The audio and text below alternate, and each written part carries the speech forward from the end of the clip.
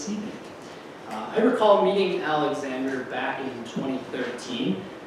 He was a bright-eyed, bushy-tailed 20-something. He was running the press operation for then Mayor Stephanie Miner. I had dealt with many government employees over the years, but something was different about Alex. He had a deep passion and enthusiasm for government. He believed it was a vehicle to create change and improve people's lives, and he especially liked telling the story about how government could and should do better. In the time between working with Mayor Miner and becoming city auditor, Alexander headed to Albany to work for Senate Deputy Majority Leader Michael Gianaris. There, he has expanded his knowledge of state operations and state issues, made new friends and connections, and continued his work making sure government works for the people. But he always knew Syracuse was home, and it was only a matter of time before he'd be back. Over the years since he's been gone, Alex and I kept in touch, and when I heard he was moving back to Syracuse and considering a run for office, I was all ears. He had all the tools and connections to not only get elected, but to govern. Following his election, we discussed the office's role, what it could do, and how he could use it to make a difference in the lives of ordinary people. And then he asked me to be his deputy, and I accepted. These first 100 days have been an adventure. We learn more and more about our government each and every day, and we work with the goal in mind to get the best possible outcomes for our limited resources. We are excited about the work we do, we're passionate about our responsibilities, and we're eager to get results, and that will not change. So with an eye to the next 100 and the next, we're working for you, tackling our biggest problems, and looking to make sure government delivers. It is my distinct honor to introduce to you my friend, my colleague, my boss, and all of our city auditor, Alexander Marion.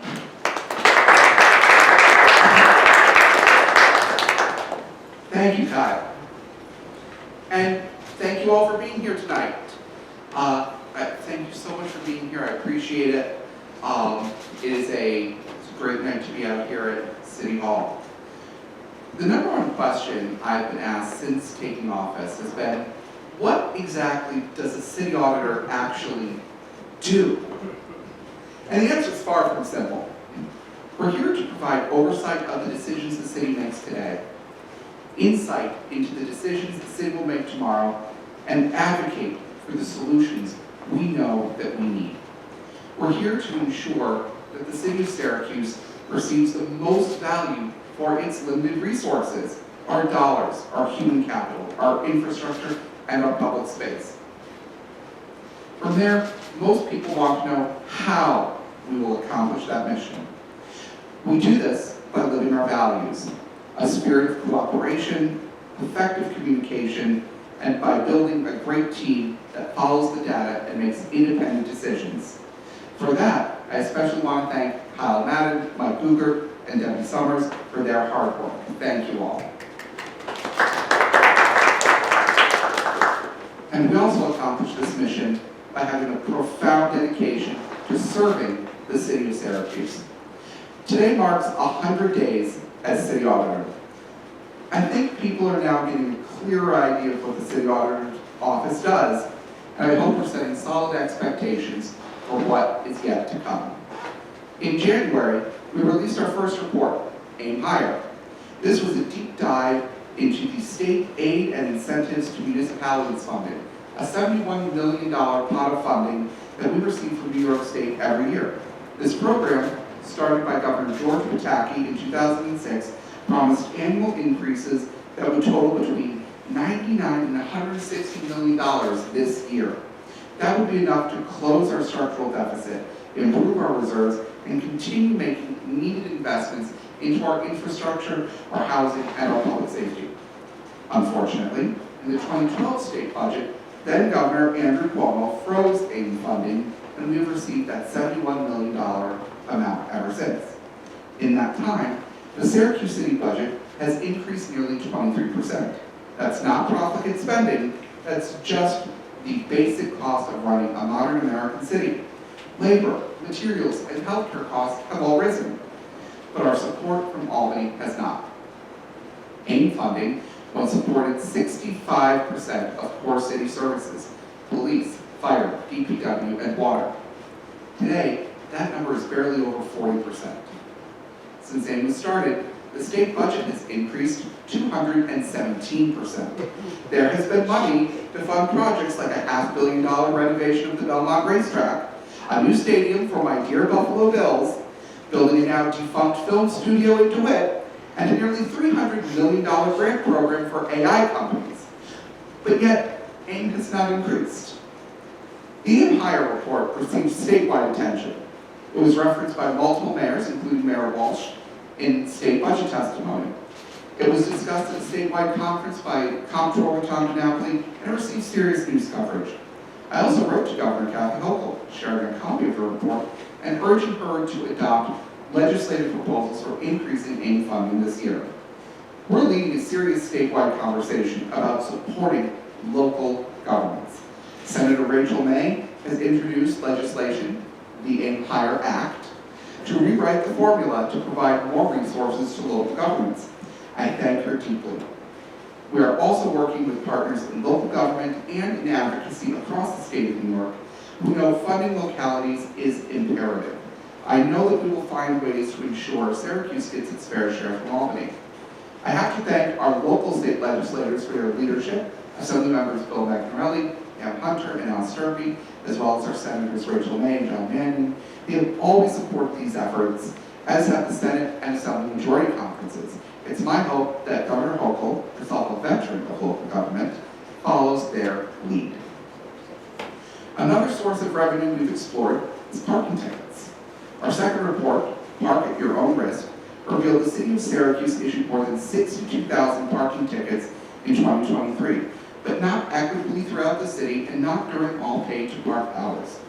In the administration's response to the report, Mayor Walsh was committed to taking action on this, including hiring a supervisor for parking checkers.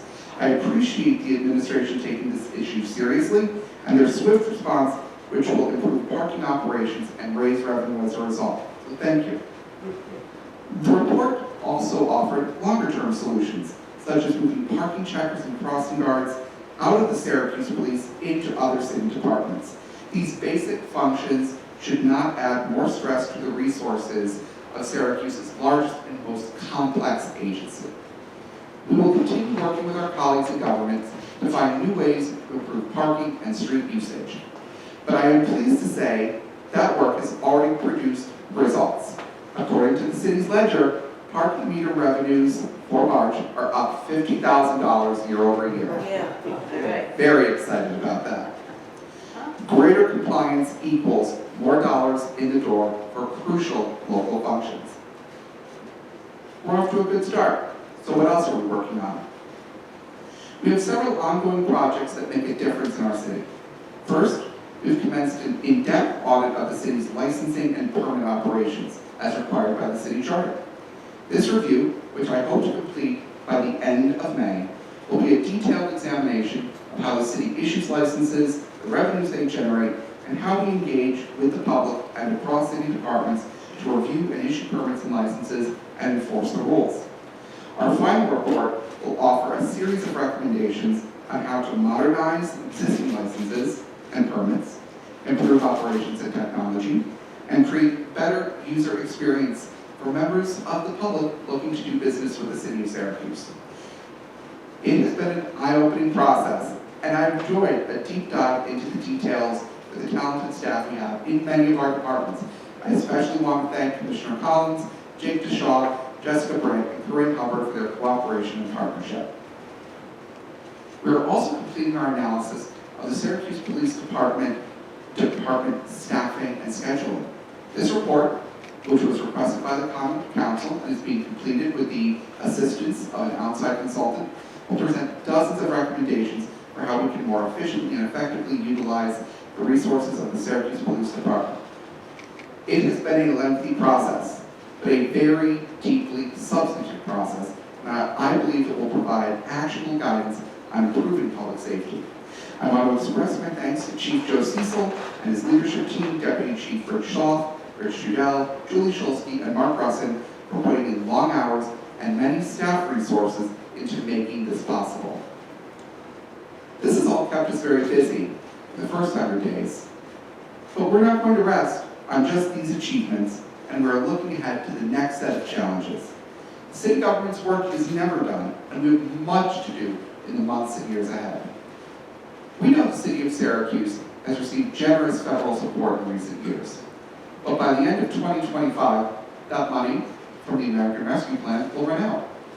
With a structural deficit, a property tax cap, and a tax-exempt property crisis, we know there are steep challenges ahead. We know that if nothing changes, the City of Syracuse could one day, down the road, face insolvency.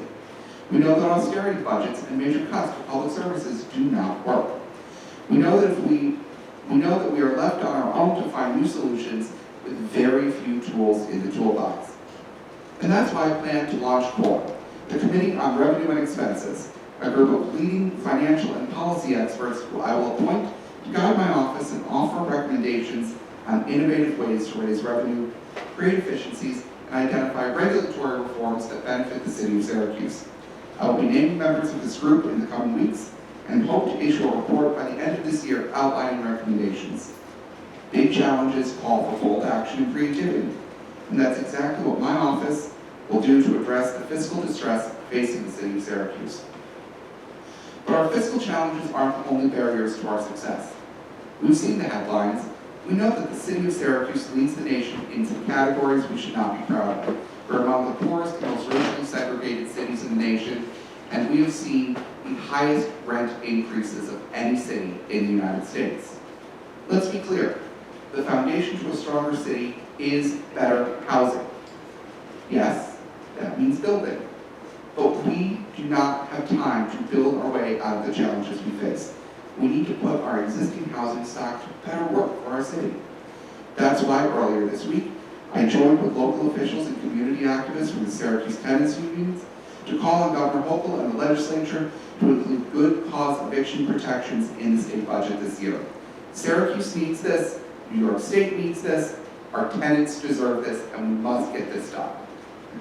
Additionally, my office has started analyzing data on vacant tax delinquent properties and outstanding code violations. We will review police and fire calls to those properties. Our hope is to identify trends and early indicators that put our neighborhoods at risk.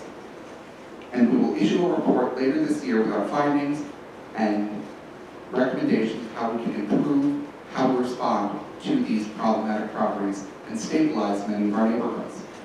And we cannot change what we cannot measure, but I appreciate the work of the city's API office for making so much of this information readily available for me and everyone else who wants to go to data.syr.gov to check out. The Open Data Portal is a great tool and one that my office has come to rely on.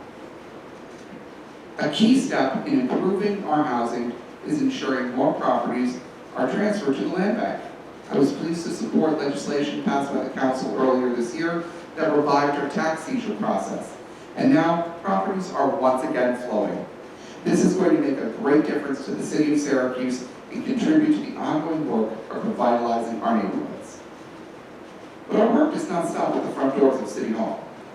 Since taking office, I've attended nearly 40 community meetings and events throughout the City of Syracuse.